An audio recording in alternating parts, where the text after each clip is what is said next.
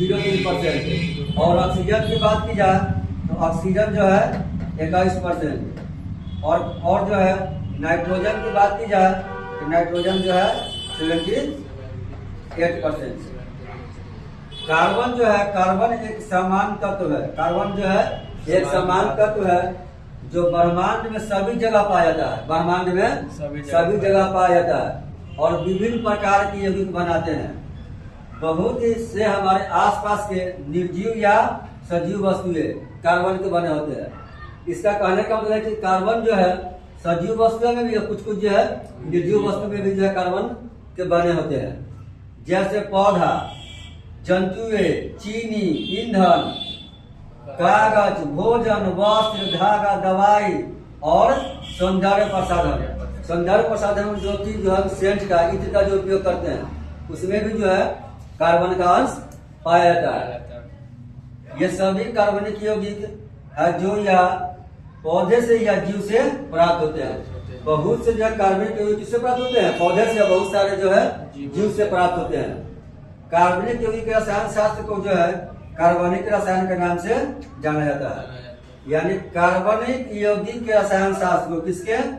कार्बनिक यौगिक के रसायन शास्त्र को जो है कार्बनिक रसायन के नाम से जाना जाता है।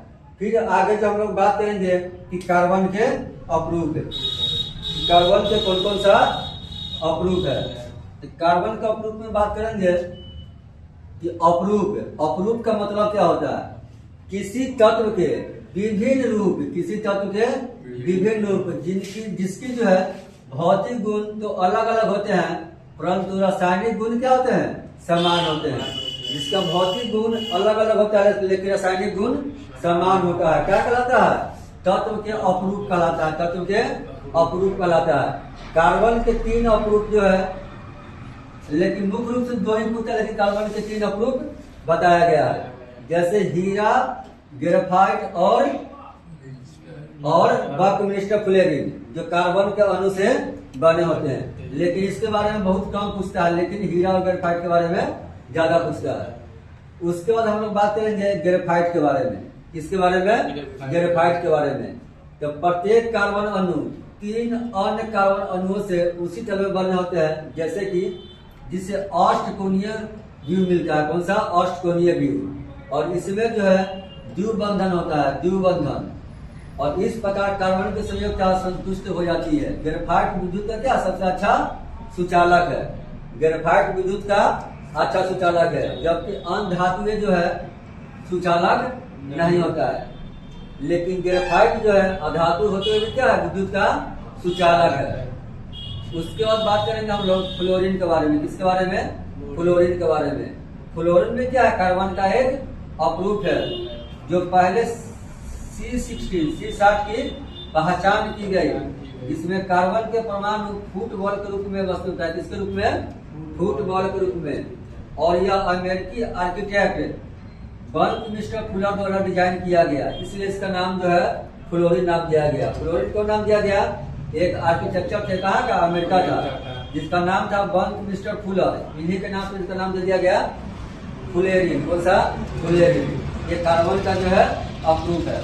आगे फिर हम लोग बात करेंगे, यही जो है कार्बन का बॉन्ड का नाम सिंबल दिया गया कि अष्टकोणीयाकार का बना निर्माण कर रहा है।